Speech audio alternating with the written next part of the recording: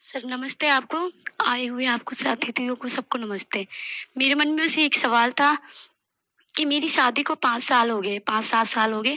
अब ऐसी प्रॉब्लम की वज़ह से मैं अपने घरवालों के साथ ही रहती हूँ।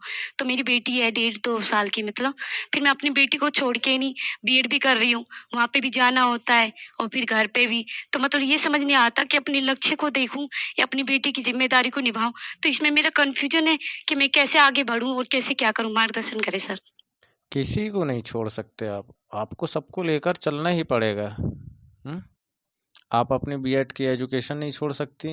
एजुकेशन करना है तो बच्ची की देखभाल करना नहीं छोड़ सकती। बच्ची की देखभाल करना है तो आप परिवार को नहीं छोड़ सकती। आपको सबको लेकर चलना ही पड़ेगा। और परिवार कहीं और चल रहा है, आप कहीं और चल रहे हो। फॉर एग्जाम्पल जैसे मान्यताएं होती हैं। अभी जैसे नवरात्रि चल रही है। आप नवरात्रि में बिलीव नहीं करती हैं।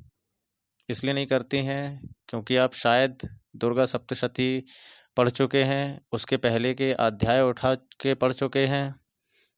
और फिर आपको लगता है कि दुर्गा वो है ही नहीं है जिसको हम पूजते हैं। एक प्रकृति है और वो भी हमारे अंदर है, बाहर कुछ भी नहीं है।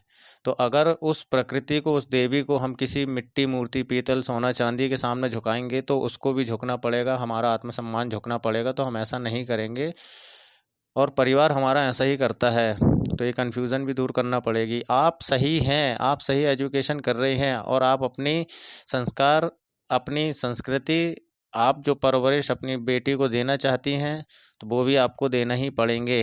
आप अपने मन से ये कन्फ्यूज़न हटा दीजिए कि मैं बीएड करने जाती हूँ, पढ़ती हूँ, 3-4 घंटे 5 घंटे मुझे कॉलेज में लग जाते हैं, यूनिवर्सिटी में लग जाते हैं। जब तक 1.5-2 साल की बच्ची है उसके मन में कैसी-कैसी बातें हमारे घर से आ सकती हैं, पूजा पाठ वाली चीज़ें आ सकती हैं, या टीवी चल रहा है तो कुछ उल्टे सीधे आइटम सॉन्ग आ सकते हैं। क्योंकि बच्चों का सबसे ज़्यादा आजकल चलन यही चल रहा है कि टीवी हर घर में चलता रहता है। टीवी नहीं है, लाइट गोल है तो मोबाइल में चलता रहेगा, कोई ना कोई आइटम सॉन्ग आजकल वही चल रहे हैं और उसके अलावा कोई गाने बनते ही नहीं हैं। क्योंकि जो हमारे महान जो पूजे जाते हैं, 3 ही 4 हैं, लता, रफ़ी, किशोर, मुकेश। यही 4-5 करीब हैं। जो अब नहीं हैं तो उनके बाद से जो भी आए हैं तो बस आइटम सॉन्ग है, उनको बस पैसे कमाना है, बाकी और कुछ नहीं करना है। नहीं तो पहले जो गाने वगैरह बनते थे ज़िंदगी के ऊपर, प्रकृति के ऊपर, फूल, पेड़, पत्ते वगैरह इन सब के ऊपर जो गाने बनते थे, फैमिली परिवार के ऊपर जो गाने बनते थे वो आजकल नहीं बनते हैं। तो उन पे ये भी सही है कि बच्चों में बहुत जल्दी असर पड़ता है क्योंकि वो पूरी कोरी का कॉपी रहती है बच्चों की।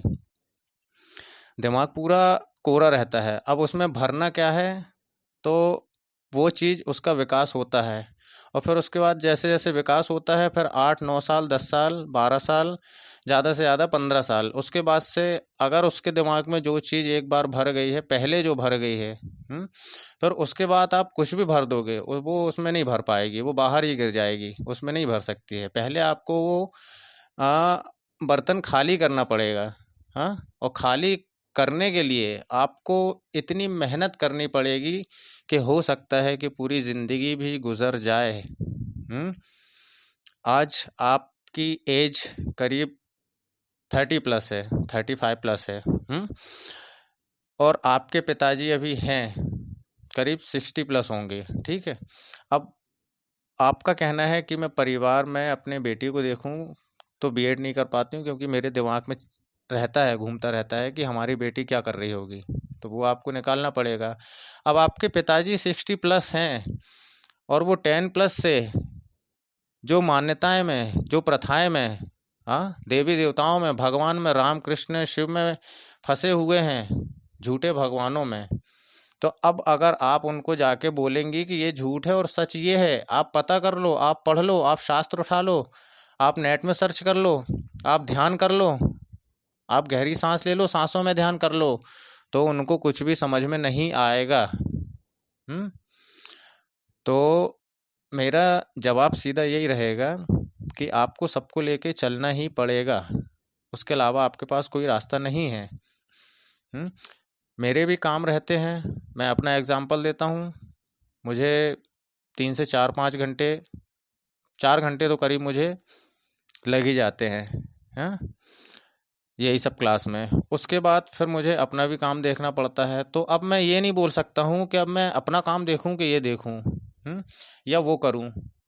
और फिर मेरे कुछ पर्सनल शौक भी हैं, मेरे बहुत सारे मैं गाने वगैरह भी गाता हूँ, मैं अपना गाने में मैं अपना गुरु मानता हूँ रफ़ी साहब को। काफ़ी गाने भाई अब जो यहाँ कुछ बैठे हैं उन लोगों को भी जानकारी होगी। कई लोग बोल चुके हैं सर आप तो गाते भी हैं, बहुत अच्छा गाते हैं, आपके ताल सुर बहुत म्यूज़िक में आप जो गाते हैं बहुत अच्छा।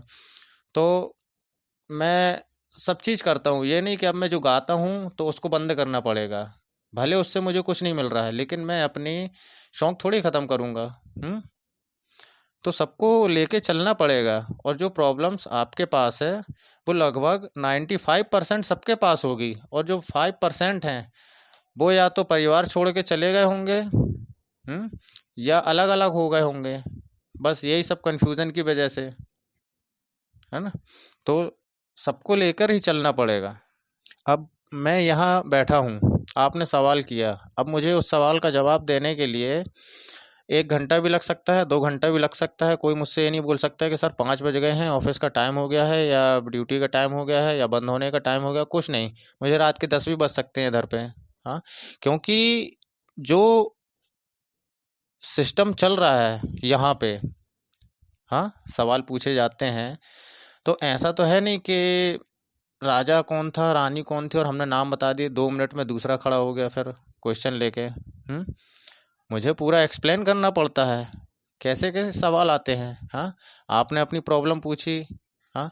अभी ये भाई साहब ने पूछा, मैं काफ़ी समय हो गया था, मैं भारत छोड़ के मैं अपनी एजुकेशन करके आया, डॉक्टर बन के आया, इतना बड़ा डॉक्टर हूँ, और फिर उसके बाद अब मैं यहाँ भारत में मुझे ऐसा होता है, तो फिर मैं अब चला जाऊँ।